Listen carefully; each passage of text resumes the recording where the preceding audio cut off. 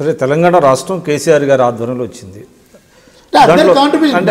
తక్కువ చేయట్లేదు, కానీ కాకపోతే ఒక నాయకుడిగా ఉండి ముందుకు నడిపించిన వ్యక్తి. కానీ ఏ ఉద్దేశాలు, ఏ లక్ష్యాల కోసం తెలంగాణ రాష్ట్రం ఏర్పాటైందో దాని నుంచి దూరంగా జరిగిపోతున్నారు.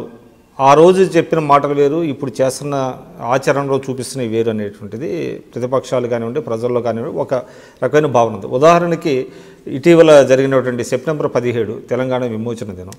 ఆయన ప్రతిపక్షంలో ఉండగా తెలంగాణ విమోచన దినాన్ని అధికారికంగా జరపాలనేటువంటిది ఆ రోజు ఉన్నటువంటి ప్రభుత్వాన్ని డిమాండ్ చేసి, ఇటీవల అది అధికారికంగా మనం జరపాల్సిన అవసరం లేదు అని ఏదో పార్టీ ఆఫీసులోనే ఎక్కడో వేరే చోట జరపడం అనేది, అంటే ఇట్లాగా ఏదైతే లక్ష్యాలు, తెలంగాణ లక్ష్యాలు ఏవో ఉన్నాయో దాని నుంచి దూరంగా జరుగుతున్నారనేటువంటి అభిప్రాయం ప్రజల్లో కలుగుతున్నది కదా.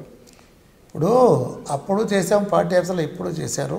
నాయన నరసింహారెడ్డి గారు వెళ్ళి ఆ ఫంక్షన్ చేస్తారు.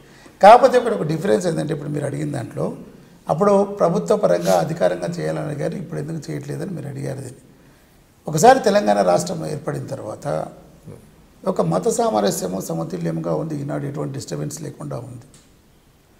సరే, ఒక్కొక్కరికి ఒక భావాలు ఉంటాయి. ఇప్పుడు బీజేపీ పార్టీ వచ్చింది మొన్న, ఒక వర్గాన్ని రెచ్చగొట్టే విధంగా మాట్లాడుతూ రేపు మేమే ఇప్పుడు దేశవ్యాప్తంగా దేశం చేపట్టింది అన్నాడు అమిత్ షా. నల్గొండ సభలో మాట్లాడుతూ దేశం చేపట్టింది, ఇప్పుడు సెప్టెంబర్ 17 అధికారికంగా మేము చేస్తామన్నట్టు మాట్లాడుకొచ్చారు.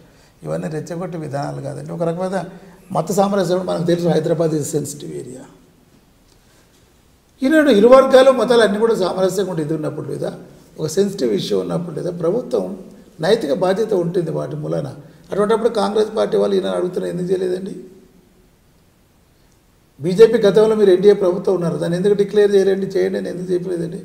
కాబట్టి ఆ దృష్టితోనే తప్ప భావనలో మార్పు లేదు ఏమి. తర్వాత ఇది మనకు నైతిక బాధ్యత కాకపోతే ఏంటంటే, ఒక సంపూర్ణమైన సామరస్యత ఉన్న రాష్ట్రాన్ని ఎందుకు మనం కాస్త ఇటువంటి విషయాలలో సెన్సిటివ్ విషయాలు టచ్ చేయాలనే ఉద్దేశంతో బహుశా కేసీఆర్ గారు వాటిని, అయినా మా పార్టీ ఆఫీసులో మేము సెలబ్రేట్ చేసాం దాన్ని. విమోచన లేకపోతేనంటే విలీనం అనేది మీకే స్పష్టత లేదు దాని మీద. ఫస్ట్ ఆఫ్ ఆల్ నెంబర్ 1 మీరు చేయడానికి, రెండవ అర్థాలు మీరే తీసుకొచ్చారు. ఒక్క రాజకీయ పార్టీ కూడా స్పష్టంగా అది విమోచన విలీనమా అని చెప్పేసి, ఇది నా అభిప్రాయ ప్రకారం ఇటు విలీనం జరిగింది. ఆనాడు నైజాం వచ్చేసి సమర్పించుకున్నాడు, సరెండర్డ్. దాన్ని ఒక ఉద్యమంగా చేయవలసిన అవసరం లేదనుకుంటాను. ఈవెన్ సరెండర్డ్ హిమ్సెల్ఫ్, అయ్యా దాసోహం నేను మీలో కలిసిపోతున్నాను అన్నప్పుడు లేదా దానికి మనం విమోచన అని అర్థం ఇచ్చేది లేదా ఒక సెన్సిటివ్ దీన్ని రేపెట్టడం బాగాలేదని అనుకుంటాను.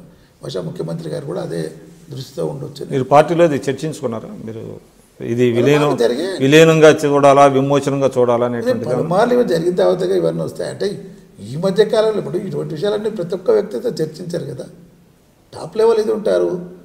ఇప్పుడు నేను ఒక గతంలో ఎంపీగా ఉన్నాను, ఇప్పుడు ఎంపీగా లేను కాబట్టి కన్సర్న్ పర్సన్ చర్చించకుండా ఉంటారు, ఇటువంటి చర్చిస్తుంటారు పార్టీలో. కాబట్టి చర్చలు జరగడం ఉంటుంది. నాకు ప్రైమరీ నాలెడ్జ్ లేదంటే ఐఎమ్ నాట్ ఎలక్టెడ్ రిప్రజెంటేటివ్. ఒక పార్టీ సీనియర్ యాక్టివిస్ట్ అయినా కానీ లేదా ఈ విషయాలన్నీ దానికి ఒక ఇది ఉంటుంది, ఒక ప్రోటోకాల్ ఉంటుంది, ఎవరు ఏ విషయాలు చర్చించాలని. సో దానికి అనుగుణంగా పార్టీలో అనుకుంటా చర్చించే ఉంటారని అనుకుంటాను.